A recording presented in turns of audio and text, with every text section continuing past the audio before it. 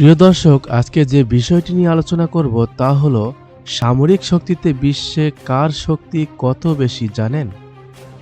বিস্তারিত বলার আগে ছোট্ট একটি অনুরোধ। আপনি যদি আমাদের চ্যানেলে নতুন দর্শক হয়ে থাকেন তাহলে প্লিজ সাবস্ক্রাইব করুন। আর যদি অলরেডি সাবস্ক্রাইব করে থাকেন তাহলে আপনাকে অসংখ্য ধন্যবাদ। তাহলে চলুন দর্শক, বিস্তারিত প্রতিবেদনে যাওয়া যাক। সামরিকভাবে বিশ্বের সবচেয়ে শক্তিধর দেশ যুক্তরাষ্ট্র, তারপরে অবস্থান রাশিয়ার, তৃতীয় অবস্থানে রয়েছে চীন। সামরিক শক্তির ভিত্তিতে প্রতি বছর র্যাঙ্কিং করা প্রতিষ্ঠান গ্লোবাল ফায়ার পাওয়ার এ তথ্য জানিয়েছে। গ্লোবাল ফায়ার পাওয়ার ইন্ডেক্স 2022 অনুযায়ী প্রতি বছরের মতো এবছরও সূচকটির শীর্ষে, অর্থাৎ সবচেয়ে সামরিক শক্তিধর দেশ হিসেবে যুক্তরাষ্ট্র তার অবস্থান ধরে রেখেছে।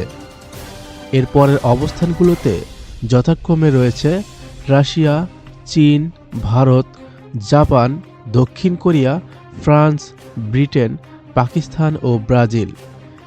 শীর্ষ 10 এর বাইরে দক্ষিণ এশিয়া ও এর আশেপাশের দেশগুলোর মধ্যে মিয়ানমার 39, বাংলাদেশ 46, শ্রীলঙ্কা 79, আফগানিস্তান 118 ও নেপাল 119তম অবস্থানে রয়েছে। তালিকার শেষ দেশ হিসেবে অর্থাৎ 140তম অবস্থানে রয়েছে ভুটান। প্রতি বছর মোট 47টি ক্যাটাগরিতে আলাদা আলাদাভাবে দেশগুলোর সক্ষমতা ও র্যাঙ্কিং করে থাকে গ্লোবাল ফায়ার পাওয়ার। এগুলোর মধ্যে মোট জনসংখ্যা, সৈন্য, সামরিক সরঞ্জামের সংখ্যা উল্লেখযোগ্য। প্রতিরক্ষা ব্যয়ের হিসেবেও সবচেয়ে শীর্ষে রয়েছে যুক্তরাষ্ট্র। দেশটি এবছর প্রতিরক্ষা খাতে $77,000 কোটি ব্যয় করবে, যা শীর্ষ 10 দেশের মোট সামরিক ব্যয়ের অর্ধেকেরও বেশি। শুধু ব্যয়ের দিক দিয়েই যে যুক্তরাষ্ট্র শীর্ষে তা নয়, এই 47টি ক্যাটাগরির মধ্যে 18টিতেই আবার যুক্তরাষ্ট্র শীর্ষে, আর চীন শীর্ষে রয়েছে 11টি ক্যাটাগরিতে। সামরিক ব্যয়ের মতোই আরেকটি যে ক্যাটাগরিতে যুক্তরাষ্ট্র একচেটিয়া আধিপত্য রয়েছে সেটি হলো বিমানবাহী রণতরী বা এয়ারক্রাফট ক্যারিয়ার এর সংখ্যার দিক দিয়ে। যুক্তরাষ্ট্রে মোট 11টি ক্যারিয়ার রয়েছে, আর বিশ্বে মোট ক্যারিয়ারের সংখ্যা হলো মাত্র 21টি। যুক্তরাষ্ট্রের ক্যারিয়ারগুলো আবার প্রত্যেকটি সুপার ক্যারিয়ার, অর্থাৎ যেগুলো আকৃতিতে বিশাল ও অনেক বেশি যুদ্ধবিমান বহন করতে পারে। অন্য আর কোনো দেশেরই একটিও সুপার ক্যারিয়ার নেই।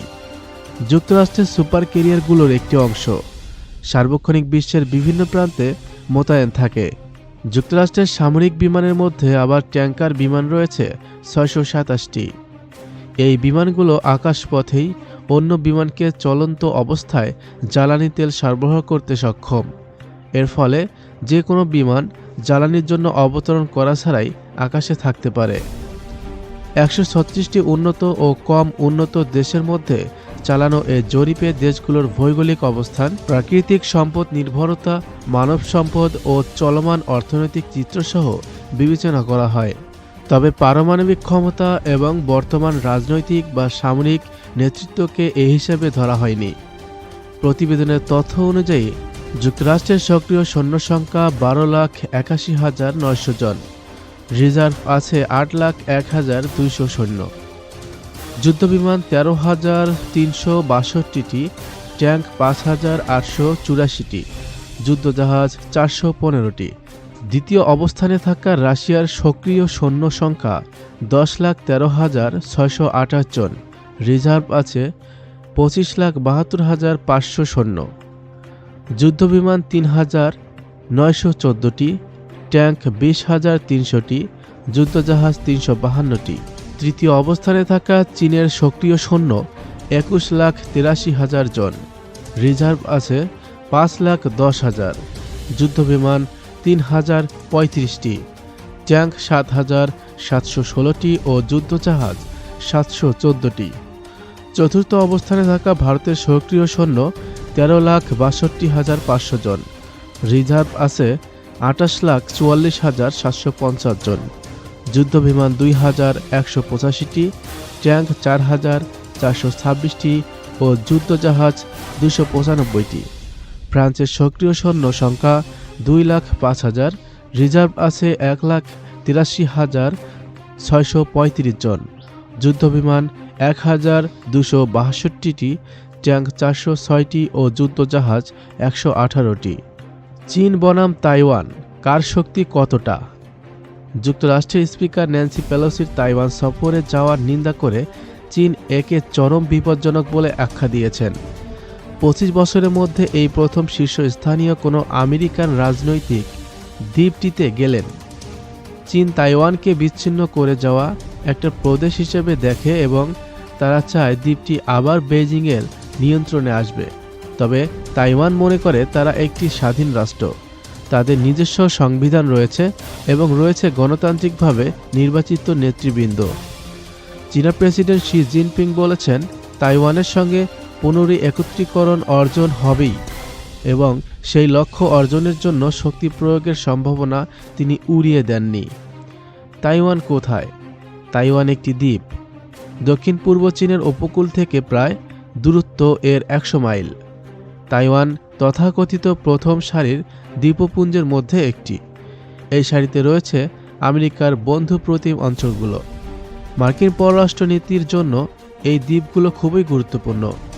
কিছু পশ্চিমা বিশেষজ্ঞ বলেছেন, চীন যদি তাইওয়ান দখল নিতে পারে তাহলে চীন প্রশান্ত মহাসাগরের পশ্চিমাঞ্চলে অবাধে তার ক্ষমতা প্রদর্শন করতে পারবে এবং সেটা আরও দূরে গুয়াম ও হাইওয়াইতে যে আমেরিকান সামরিক ঘাঁটিগুলো আছে সেগুলোর জন্য সম্ভাব্য ঝুঁকি সৃষ্টি করবে। কিন্তু চীন জোর দিয়ে বলেছে তাদের উদ্দেশ্য পুরোপুরি শান্তিপূর্ণ। তাইওয়ান কি সবসময় চীন থেকে আলাদা ছিল? ঐতিহাসিক সূত্রগুলো বলছে যে তাইওয়ান প্রথমে পুরো চীনের নিয়ন্ত্রণে আসা 17শো শতাব্দীতে যখন কিং রাজবংশের শাসনামল শুরু হয়। এরপর 1895 সালে প্রথম চীন জাপান যুদ্ধে হেরে যাবার পর চীনকে এই দ্বীপটি তুলে দিতে হয় জাপানের হাতে। এরপর জাপান দ্বিতীয় বিশ্বযুদ্ধে হেরে যাওয়ার পর 1945 সালে চীন আবার জাপানের কাছ থেকে দ্বীপটি নিয়ে নেয়।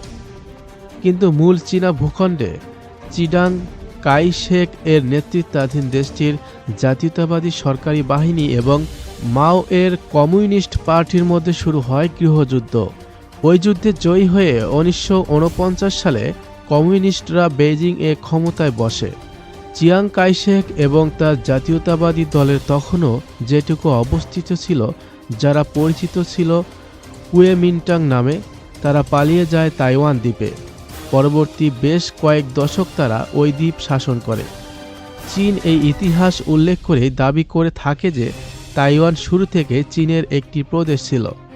কিন্তু তাইওয়ানিরা আবার একই ইতিহাসের কথা বলে যুক্তি দেখায় যে 1911 সালের বিপ্লবের পর প্রথম যে আধুনিক চীনা রাষ্ট্রের জন্ম হয়েছিল, অথবা তারও পরে মাও এর অধীনে যে গণপ্রজাতন্ত্রী চীন প্রতিষ্ঠিত হয়, তারা কখনোই তার কোনো অংশ ছিল না।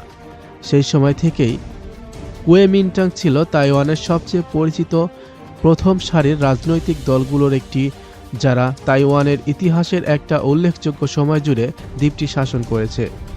বর্তমানে মাত্র 13টি দেশ এবং ভাটিকান তাইওয়ানকে সার্বভৌম একটি দেশের স্বীকৃতি দেয়।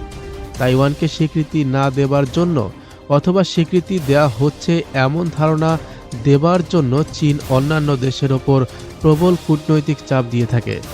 তাইওয়ানের প্রতিরক্ষামন্ত্রী বলেছেন, চীনের সঙ্গে তাদের সম্পর্ক গত 40 বছরের মধ্যে এখন সবচেয়ে খারাপ হয়ে দাঁড়িয়েছে।